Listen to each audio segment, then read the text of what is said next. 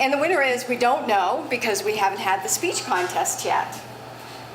More to come on how we get there and what that process is.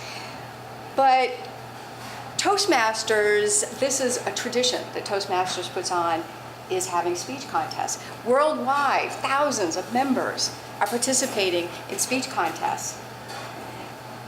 And in our history of this club, only once did we have one, and that was back before 2011. So it's been a very long time since this club has gone to move forward and do a club contest. And the reason was because we didn't have a lot of members to really run an effective contest. But now we do, and now we need to step into the arena and take a chance, get out of our comfort zone, and let's have a speech contest. And the good news is your officers of this club voted and agreed, yes, let's do it. I'm going to take you through kind of the process, give you kind of a feel for what to expect, what kind of roles we need, and hopefully answer a lot of your questions and get you interested and excited about our club having a speech contest.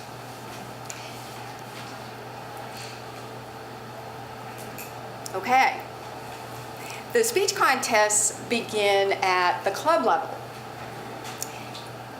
Once we have our contest, those winners, the winner of them, will then move to the area division and on to district levels.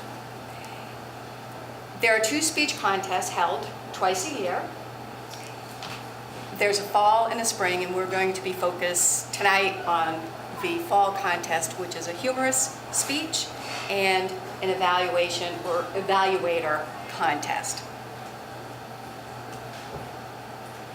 Now, the benefits of having a speech contest, as you can see here, it gives you an opportunity to compete against your peers. It also gives you experience in speaking in front of a larger audience. That won't be the case here because we're not going to be bringing in a lot of guests. There will be some. Our area governor or area director and the district director, I believe, are planning to come for this contest. So there'll be some new faces here, but as you advance and go to area, it's going to start getting bigger and bigger, your audience, and you'll gain that experience. It also gives our club publicity to talk about a contest that we're doing, to show what else we're about. And then it's an opportunity for us to learn from each other. Whether or not you serve in a role or whether or not you compete, you can listen to proficient speakers, but you can also see the different components that can pull this together. Just a quick overview. So the humorous speech contestant would present a humorous speech, which may be obvious, but not always. It is not just this one-liners of jokes. That's not what it is. It's a humorous story, and it's an original one. It'll be a 5 to 7 minute speech from the contestant. The evaluator, I'd like to call it evaluator contest, that's when you have a test speaker, so someone that comes up, they give a speech, a 5 to 7 minute speech. The contestants, who are evaluators, will take down notes. They'll have 5 minutes to write notes after the test speaker is done. And then the notes are taken away from them, probably by the sergeant at arms, and they will be returned to them as each of the evaluators come and give their evaluation of the test speaker. And that's really what those 2 speech contests are about and what we're looking to do. Now, how to run a speech contest. The process can be involved. It's, first of all, we've got the planning stage.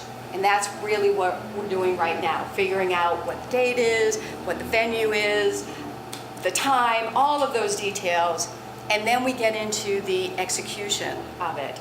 The execution is really starting after tonight, is getting into the details, ordering the materials, getting all the paperwork together, getting everything ready, certificates and whatnot, so that we're ready to go on the night of the contest. Then during the contest, that particular night that we have the contest, There are pre-contest briefings, and there's the contest, and those two I've asterisks because I'll talk about those a little bit more. And then post-contest, there's a few things to do. We want to get maybe press releases out about the winners, and we need to submit information to Toastmasters International. So there's some work to do even after we conclude. These are some of the official roles and duties of the contest that we need. First of all, you need a contest chair and an MC. It can be one or it could be two separate roles. We need a minimum of 3 contestants per either the humorous speech as well as the evaluator contestants. We need 2 timers. It's kind of funny saying 2 timers. We need 2 timers. Maybe I'll say 3. We need 3 timers. And then 2 counters. And so the timers, we need 2 just in case the device doesn't work, because this is where the time comes in and is very critical. We always say your speeches shouldn't run over, and there's like 30-second window or 30-second window that you have. And if you go over or you're under, then you will be disqualified.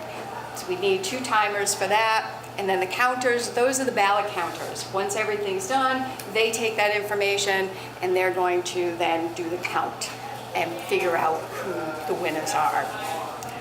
There's a chief judge who can also serve as a tie-breaking judge, and they're responsible for appointing judges, for making sure that they're ready and understand, providing them with the guidelines, criteria, and whatnot to be a judge. And then we need at least 5 contest judges. The contest night, there'll be these briefings that I mentioned, and there's 2 briefings. There's a briefing for the contestants, and there's a briefing for the judges. And basically, whoever's chairing those 2 groups it's the last shot at making sure everyone is in good standing. If you're one of the contestants, you're going to be shown what your speaking area is, because as you get to bigger venues, you will have some limitations as to where your stage can be. The timing device, where the timing device is going to be located. Tonight it's over here. At the speech contest, we need to make sure those contestants will be able to see those timing cards when they come up. Then the MC will do introductions, and the introductions are opening comments. Basically, that's going to be more housekeeping, no photos, just getting things in order so people know. They'll do introductions of the speaker. When the speaker is introduced, it's the speaker's name, the speaker's title. The speaker's title is repeated, and then they're up. For the introductions, they do that. They don't give any background on the speaker, so not to for the judge to have any preconceived ideas or use that as part of their criteria. After the speeches, then the chief judge will take the ballot counters, the timers, they'll leave the room, and they'll do all the tallies, figure out who's going to place first, second, and third. During that same time, the contestants will be in the room with the audience, and the MC will interview them. And that's kind of the fun part where we learn a little bit more, maybe something we didn't know about the speaker. And that's a fun thing. And then by then, the chief judge is back and will let the contest chair or the MC know what the results are from the contest. Our contest, we're planning for September 28th, is going to be a regular scheduled meeting night. It'll be here from 6 to 8. Contestants we really should plan to be here about 5:30 because we do have those pre-contest briefings that have to happen. And the area contest is October 11th, and I'm mentioning that because if you are competing, you want to have that date in mind, because if you can't make it, maybe you want to reconsider not competing. And then the contest, we need to decide, I think for sure we'll do the humorous contest. We can also do the evaluation contest, but we can make that decision. There's other opportunities we can do. We don't have to have that portion of the contest. We could just select someone from our club to go on to the area and speak without doing it in our meeting. So there's some options there. There's tools and resources. I'll work with our VP of Education, and we'll get those up on the Google site. Understanding the rule book, going through that, the contest rule book will be important if you're a judge, looking at the ballots and the guidelines, and are there any questions?